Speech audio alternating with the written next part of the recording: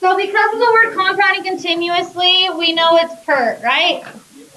So then you would say y is equal to p times e raised to the rt. It tells us $100 was put into the account. So we'll have 100. We'll have our e.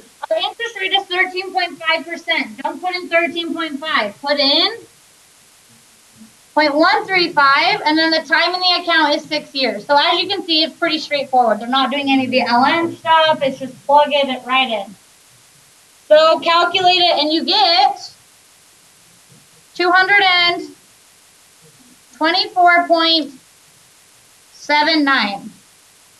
So you would type it into your computer. Easy stuff. Do you need more time to see the problem? Remember, this is pretty, for the most part, brush the surface stuff, so don't overthink it. So it says, let's see if you could do what this is asking us, because it does word it weird.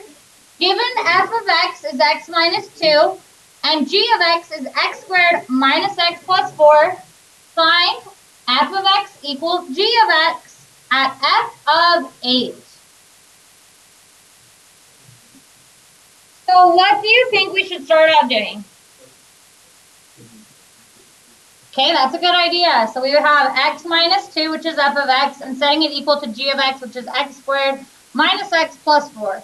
Now what should we do next? Plug in 8 into s, correct? Not into both x's, but just into f, which this one was f. So you plug in. So you have 8 minus 2 is equal to x squared minus x plus 4. Then you would say, so we have 6 is equal to x squared minus x plus 4. Now, aren't we solving it? So, how do we solve a quadratic? We get it set equal to 0 and then solve by factoring, if possible. So 0 is equal to x squared minus x minus 2.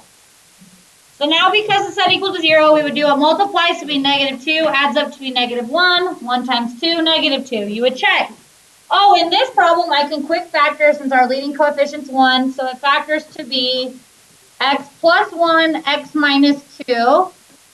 So now can we set each of those equal to 0, giving us x equals negative 1 and x equals 2? So we would get two solutions. So you would make sure you don't overthink it. It says given f of x is equal to 8 over x minus 3, and given g of x is f inverse of x, find g of x and state the restrictions. So we would say, okay, so right now what we have is y is equal to 8 over x minus 3. We find the inverse of all functions that are in the equation form by switching x and y. X is equal to 8 over y minus 3. Now from there you say, I'm going to solve for y. There are easier ways and harder ways of doing this. As long as you do algebra correctly and get the correct answer, I don't care how. So what would you prefer to do? Solve for y. Just algebra. This is basic algebra. What do we do to get y alone? Okay, so you're saying because y is in the denominator, let's get it out. So let's multiply both sides by y minus 3. I need parentheses. So I have x times y minus 3 is equal to 8. I hope there's not really that much hesitation. Hopefully you just weren't speaking out. There shouldn't be that much hesitation with algebra at this point. So now from there, what should we do? Divide by x. So we have a y minus 3 equals 8 over x then. So we have y is equal to 8 over x plus 3. Now from there, it calls it g of x. So you would type in g of x is equal to 8 over x plus 3, and then it would have a new box for the restrictions. X cannot be 0, because 8 divided by 0 is bad news. Everybody good with that?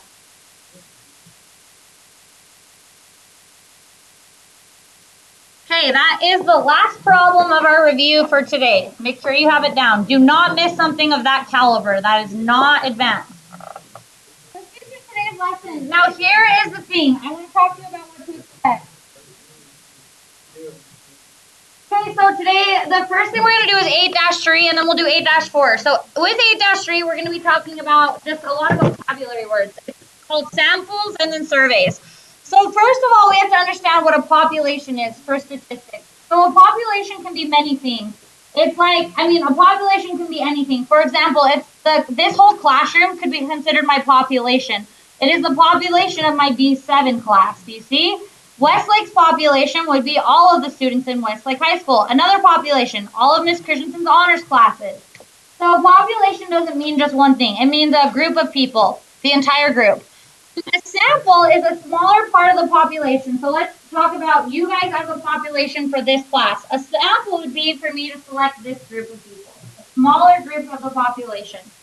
Now it says right here, if you determine a sample carefully, the statistics for that sample can be used to make general conclusions about the larger population. Now, you can get good statistical information about a population by studying the sample of a population. However, you do have to be careful.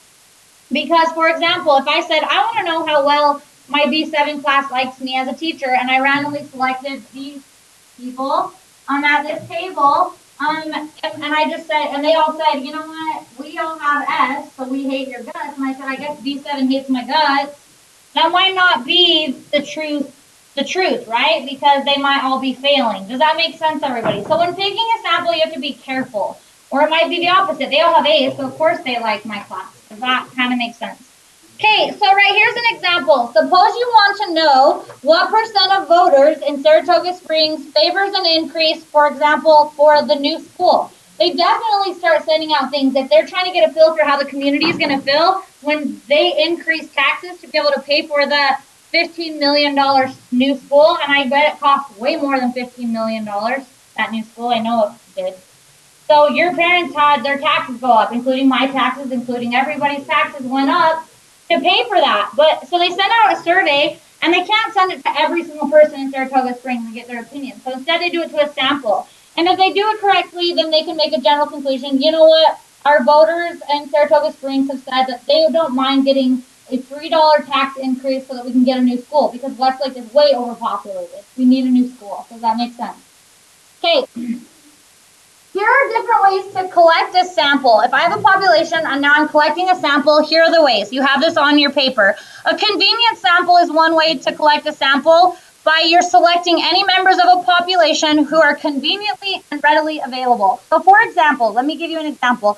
Let's say I wanted to see how many people or how many times a week people eat out to a restaurant a week. And so I go stand outside of Smith's, and everybody that walks in, I just say, how many times do you eat out a week? How many times do you eat out a week? And I record it.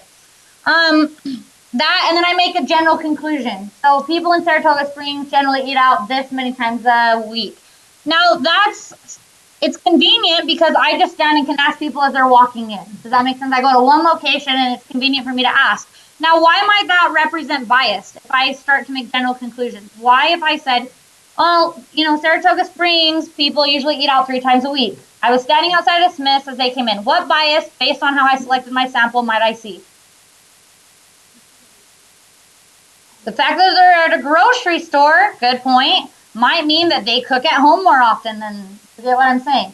If I stood outside McDonald's and asked people who came there, I might have some bias. They might eat out more because I'm going to a restaurant. Do you see what I'm saying, everybody? So that's just to think about bias. Now, another type of sample is a self-selected sample. That's when you select only members of the population who volunteer for the sample. So let's say I said to you, hey guys, I want to know how well you guys like my class. So if any of you are willing, if you stay after today, and I'm going to ask you a few questions. So it's only the people who choose to stay and take the survey or to send it in. Another example of this is I used to work for Marriott, and we send out random surveys very often. Marriott, the brand Marriott hotels, is very huge in getting feedback from their the people who stay, and our bonuses were based on that, and a lot of things are based on that. So they send out surveys, and then the people have to choose to take the survey, So think about why that creates bias. If our owners only looked at who sent in the surveys, what general conclusion they might make is that our hotel sucks. Here's why. People that have a great stay generally do not care enough to take the time out of their day to take the survey. People who are mad about something and have a complaint, they want to speak out because they're mad. Does that make sense? So generally speaking, people who are mad tend to choose to take a survey more than people who are satisfied. So that's just something that the owners would want to keep in mind. Okay, a systematic sample is you order the population in a way, you have to order them in some way, and then you select from it at a regular interval. If I said to you guys, line up from shortest to tallest, and then I'm going to pick every 3 people to take my survey of how you like my class, do you see how that would be a systematic? And that one's not bad. That one might get a decent opinion. It's a little bit more random than the others. In a random sample, this is the best type of sample, but it is the hardest, honestly, to do. So all members of the population are equally likely to be chosen. So that would be like me putting a bucket here, putting all your names on a piece of paper, throwing it in, and me randomly selecting. Does that make sense, everybody?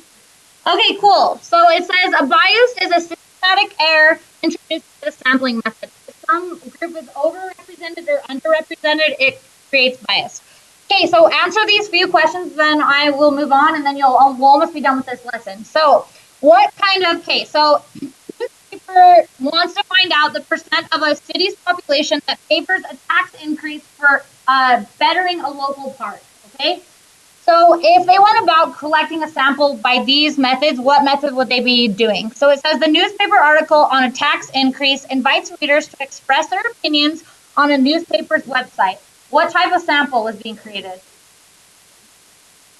Self-selected. Does everybody agree? Now, what kind of bias could that introduce?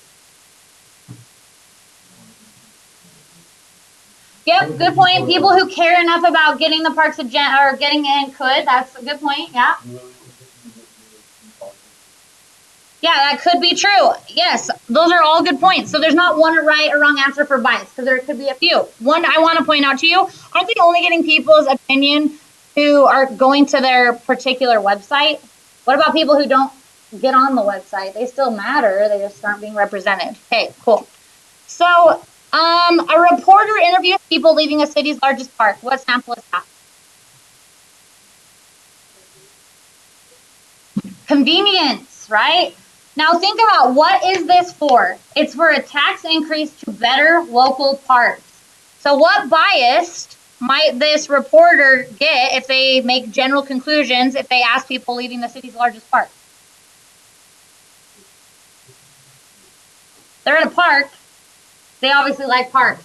What about all the people that don't even attend the park? Do you get the bias here? I'm not sure if we're having very much street smarts right now. You're kind of looking at me weird.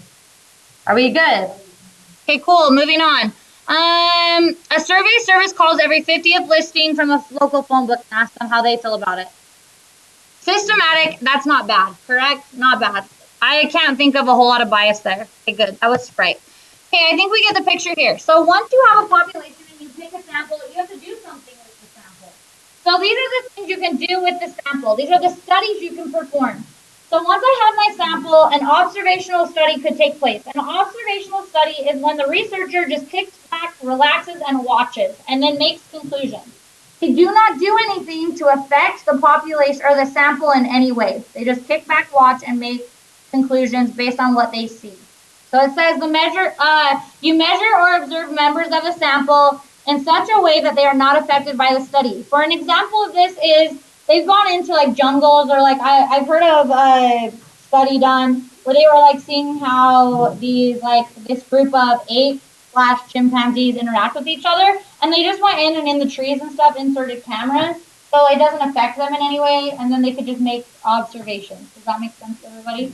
Okay, a controlled experiment. If you take your sample, so I picked this group right here and I split them into two. These two, these two. I split it into two. I then impose a treatment on one of the groups, but not the other control group. So remember, control is the one who doesn't get a treatment.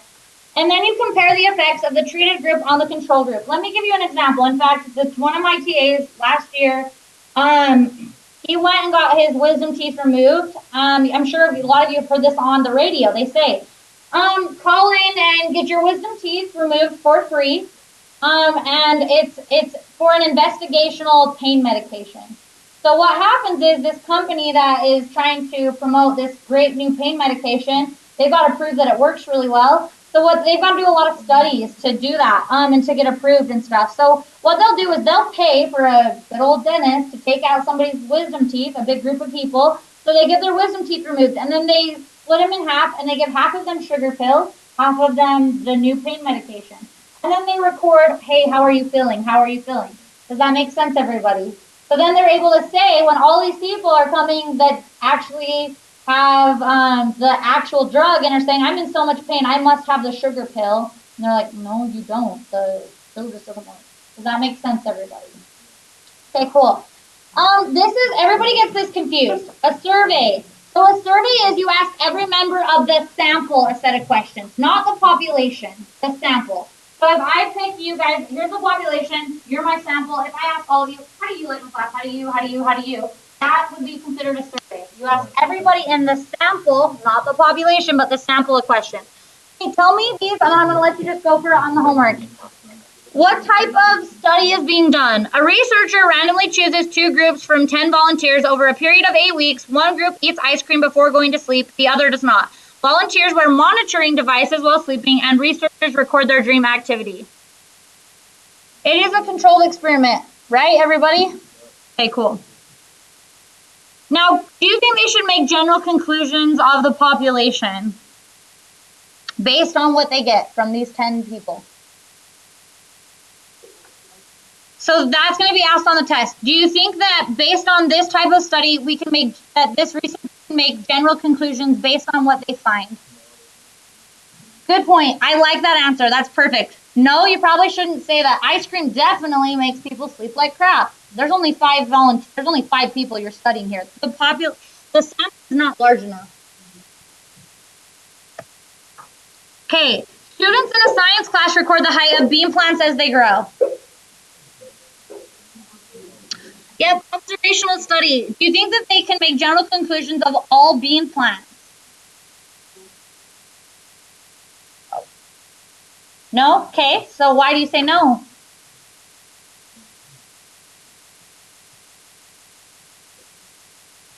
It depends on the environment. That is perfect. Maybe you should become a statistician. So here's the thing. Isn't it different climate in that school versus another school? So maybe it depends on what they're trying to study. If they're only worrying about bean plant growth in Westlake High School, it might be okay. Does that make sense? Okay, cool.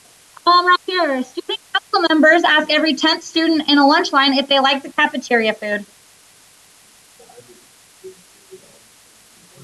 It's a survey, so it's a systematic survey. Good point. It is a survey. So the systematic was just how they picked the sample. So you're right. Your answer was correct. It's a survey. Now, can they make general conclusions on the population? Yes, Westlake students love cafeteria food. That's what they found. Good point. Yeah, they shouldn't probably make general conclusions about how well Westlake students like cafeteria food. What about all the people who don't go to the cafeteria and eat at home? They're probably going to say something different. Hey, you guys are awesome. So now you can go ahead and finish up 8-3, and then we'll move on to 8-4 after lunch. Yeah.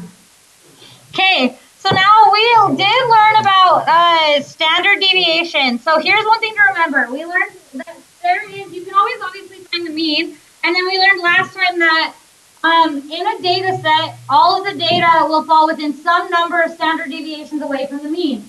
So now we're going to talk about standard deviation again, but it's going to be a special type of something that happens with standard deviation. So many common statistics in the real natural world, such as our human height, weight, or blood pressure, gathered from samples in the real world tend to have what's called a normal distribution about their mean. So a normal distribution has data that varies randomly away from the mean. The graph of a normal distribution is what's called a normal bell-shaped curve. So this was not what we were dealing with last time. We were not given normally distributed data. We can always have a mean and find the number of standard deviations away from the mean. But something that's normally distributed will be distributed like this, with these percents around the mean. It's going to create a normal bell-shaped curve. So the distribution happens like this. This is something you have to have memorized for the test, the percents. So you have it on your little paper, but you have to have it memorized for the test. So this is what will happen if it's truly a normal distribution. 68% of the data will fall within 1 standard deviation from the mean, and it will be split evenly, 34% above and 34% below. Then 95% of the data will fall within 2 standard deviations away from the mean. So think about it. You take 95%, subtract 68, and then divide it evenly. That would be, in this 2 standard deviation sections, will be 13.5%, 13.5%. And then 99.7% of the data will fall within 3 standard deviations away from the mean. So if you take 99.7, subtract 95, and then divide it into 2, you will get 2.35, 2.35. And then left over from 100%, so 100% of data will fall within outside of that. So if you take 0.3 and divide it by 2, 0.15 will fall outside of 3 standard deviations, 0.15. You need those percents memorized. So this is actually truly what you can expect. These are percents that you can expect to fall within this amount and this amount. And it really would be true. So if we were to do a random sample and start actually measuring things out, you would find this to be true. Okay, so normally distributed about the mean is a normal bell-shaped curve, but not all data is normally distributed. So this is positively skewed. So like the mean, do you see what I'm saying? If it's not normally distributed about the mean evenly, it's going to be either positively skewed or negatively skewed about the mean. We're not gonna get into that. We're just gonna talk about normally distributed. I just wanted you to see that not all data is normally distributed. Okay, we're gonna come back to this one. We're gonna start here at just something like this. So here is what we're told. Here is a population of ills, and we're told that it's normally distributed. So we're told that this is the mean body length of an ill, and then 1 standard deviation above would be this length of ill, and 1 standard deviation below would be this length of ill. We're told that they're normally distributed about the mean. So we would draw a bell-shaped curve, everybody. So this is what you would do. You would draw a bell-shaped curve. I try to make it as even as possible. That was pretty dang good. So our mean would be our middle, cutting it evenly, which is 15.7. And then that is length. And then within 1 standard deviation above and below, we were given, so this is 12.9, and this is 18.5 in length. So guys, what that says is 34% of eels will fall in this length range, and 34% will be in this length range. Does that make sense, everyone? Okay, cool. So let's go a few standard deviations out. So let's go another standard deviation out. So 2 standard deviations. So look, isn't our standard deviation 2.8? How do I know? I did this minus this, which will be the same as this minus this, if they're evenly distributed, right? So 2.8. So now 18.5 plus 2.8.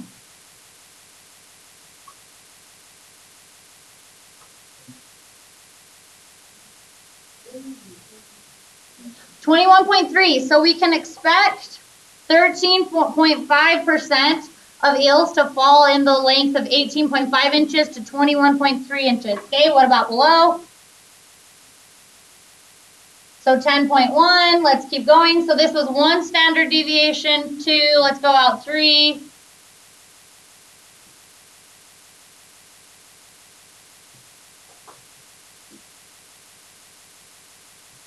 So this would be 2.35% would fall in this length, 2.35% would fall in this length. You guys see how it works? Yeah. And then 0.15 would be outside of that length, and 0.15 would be outside of that length. So I didn't write those lengths down, but do you guys get the picture? So now if that's true, these are percents. If I went and pulled out 100 eels, literally, how do you spell eel? E-E-L? Okay, so if I went and drew 100 eels, and I really actually started measuring these out, these are true percents I could expect to find. So I would measure these out, and about 34 of them would be in this length range. Does that make sense? 34 would be in this length range. 13, around 14, 13, 14 would be in that length range. Do you see how that works? Okay, cool. So let's do another one. It says the height. Now you can see where you're at. Let's see where some of you are at. This is true. Well, because you're tall, so you're gonna be an outlier, I think. So it says the height, this is true. Heights of American males are approximately normally distributed about the mean. So the mean of our American males is about 69.5 inches. So let's draw this out. Let's see where some of the boys in this class fall. Okay, so I need you to all help me out here. So we have 69.5 as our average. So let's do one standard deviation above, 2 above, 3 above. Let's see what those inches are. 1 below, 2 below, 3 below. So the standard deviation is 2.5 inches. So wouldn't this be 72 inches? So then this would be 74.5, correct. 76, correct? Okay, cool. 76, right? Oh, yeah. 77. And then below. Wouldn't this be 67?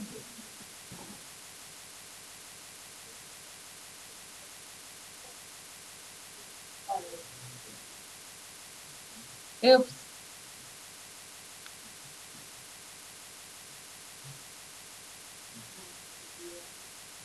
Subtract 2 again, right? So, okay, cool. So now I'm going to write in the percents. So 34% will fall in here, 34% will fall in here, 13.5%, 13.5%, 2.35%, 2.35%, 0.15%, 0.15%. So look, I'm going to write in 1, 1. I like to do this just to make my life easier. 2, 2. We can see it now. Okay, so what inch are you at? Well, let's see. I don't know. Kind of how tall are you? You are? Yeah. Okay, so you're 77 inches. So that would be 3 standard deviations, correct? So that would be considered an outlier, right? Compared to the rest of the American male population. So, kind of interesting. So it says, what percent of adult American males are going to be between 67 inches and 74.5? So 67 is here, up to 74.5. So we would do the range in here. Does everybody see? We would just add up those percents. Okay. Next one, it says, so with this being true, if we went and selected 2,000 men, what could we expect? How many of those 2,000 men could we expect to be taller than 72 inches? So that would be from here to beyond, correct? So let's add up our percents. 13.5% we can expect, plus 2.35%, plus 0.15%. So we can expect 16% of the 2,000 to actually, if we were to measure them, to be that height. So how many exactly? You would take 2,000 and find 16%. Okay, cool. 320 of the males would be that tall. Roughly, really close to. Does everybody see how that works? Pretty easy? Does that make sense? Okay, cool. Now I'm going to go back to this one. This one gets people every time. So it says, this bar graph gives the weights of a population of female brown bears. The red curve shows the weights are normally distributed about their mean. Now, the mean is 115 kilograms. So we know it's right here, correct? Our mean. Now here's what confuses people. This is true. 68% will fall within one standard deviation. 95% will fall within 2 standard deviations. Did it say anything about standard deviations up here? No. Yeah, we know that to be true, but that's not what this asks us. It says, approximately what percent of female brown bears weigh between 100 and 129 kilograms? Now look over here on the side. This is a bar graph showing percent of bears. Do you see how we're looking at it? We're looking at this percent. So it says approximately what percent of female brown bears weigh between 100, which is right here, up to 129, which is right here. So we're adding up these boxes. So we're using this percent over here, not the percent. Yes, 68% will fall within one standard deviation. That's not what it's asking us. Do you all see? So now we can say, okay, about what percent is this? 30, there's 25, 24. So 24% right there. Isn't that the same? plus 24%, and then roughly how much right here? 40 plus 42%. So that would be our answer. We would add those up. Does everybody see how if it gives you the percent on the side, it's asking you these percents, not the normally distributed percent? Okay, cool. That's the end of the lesson. So I would make sure to work on normally distributed data to make sure you're good to go with those ones. The rest of the time is yours to work.